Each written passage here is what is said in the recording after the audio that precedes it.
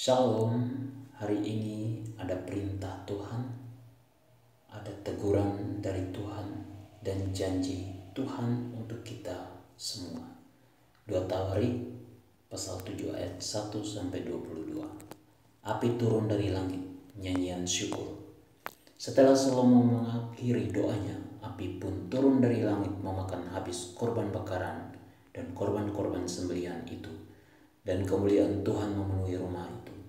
Para imam tidak dapat memasuki rumah Tuhan itu karena kemuliaan Tuhan memenuhi rumah Tuhan.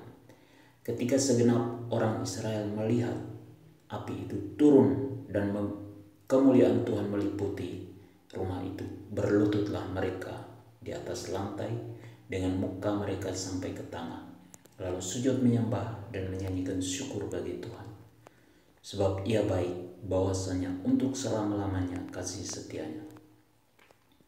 Korban pentabisan dan perayaan.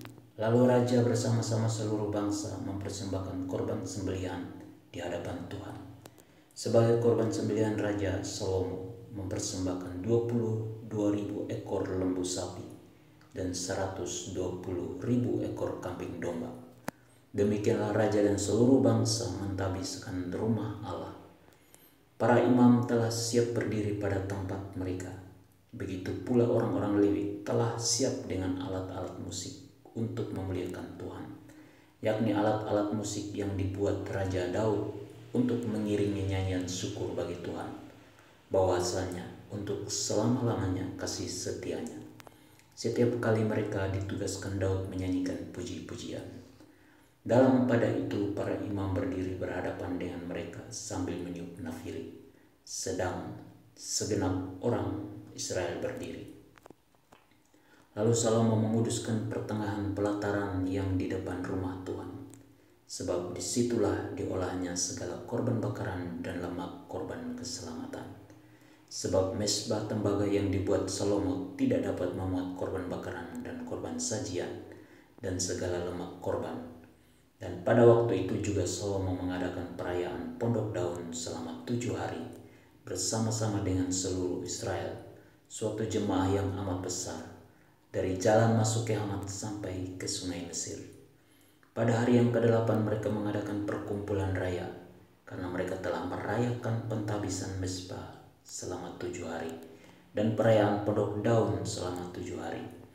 Pada hari yang ke-23 bulan ke-7, disuruhnya bangsa itu pulang ke kemah-kemah mereka sambil bersuka cita dan bergembira atas kebaikan yang telah dilakukan Tuhan kepada Daud, kepada Salomo, dan kepada orang Israel umatnya. Tuhan menampakkan diri kepada Salomo untuk kedua kalinya.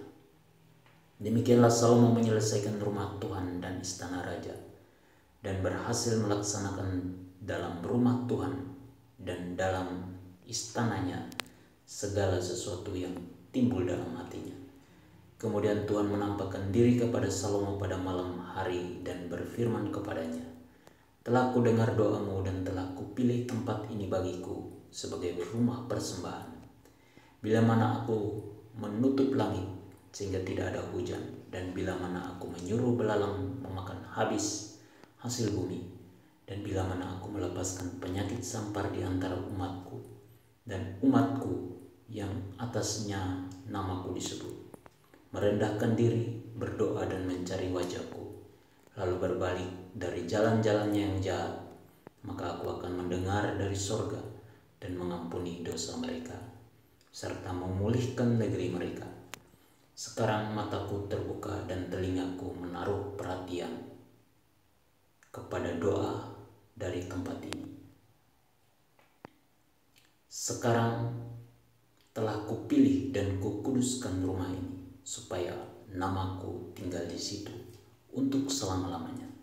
Maka mataku dan hatiku akan ada di situ sepanjang masa, mengenai engkau, jika engkau hidup di hadapanku sama seperti Daud ayahmu, dan berbuat sesuai dengan segala yang kuperintahkan kepadamu, dan jika engkau tetap mengikuti segala ketetapan dan peraturanku, maka aku akan meneguhkan tahta kerajaanmu sesuai dengan perjanjian yang telah kuikat dengan Daud ayahmu, dengan berkata, takkan terputus keturunanmu yang memerintah atas Israel. Tetapi jika kamu ini berbalik dan meninggalkan segala ketetapan dan perintahku yang telah kuberikan kepadamu dan pergi beribadah kepada Allah lain dan sujud menyembah kepadanya, maka aku akan mencabut kamu dari tanahku yang telah kuberikan kepadamu, dan rumah ini yang telah kukuduskan bagi namaku akan kubuang dari hadapanku, dan akan kujadikan kiasan dan sindiran di antara segala bangsa. Dan setiap orang yang lewat rumah yang amat ditinggikan ini akan tertegun dan berkata, apakah sebabnya Tuhan berbuat yang demikian kepada negeri ini dan kepada rumah ini? Maka orang akan berkata, sebab mereka meninggalkan Tuhan Allah nenek moyang mereka yang membawa mereka keluar dari tanah Mesir, dan sebab mereka berpegang pada Allah lain dan sujud menyembah kepadanya dan beribadah kepadanya, itulah sebabnya ia mendatangkan segala malapetaka ini ke atas mereka.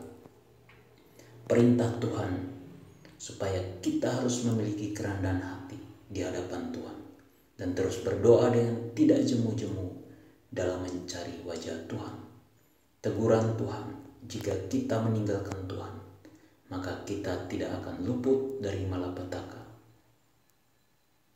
Janji Tuhan, yaitu Tuhan akan mendengarkan doa kita dan memulihkan kehidupan kita. Amin. Tuhan Yesus memberkati.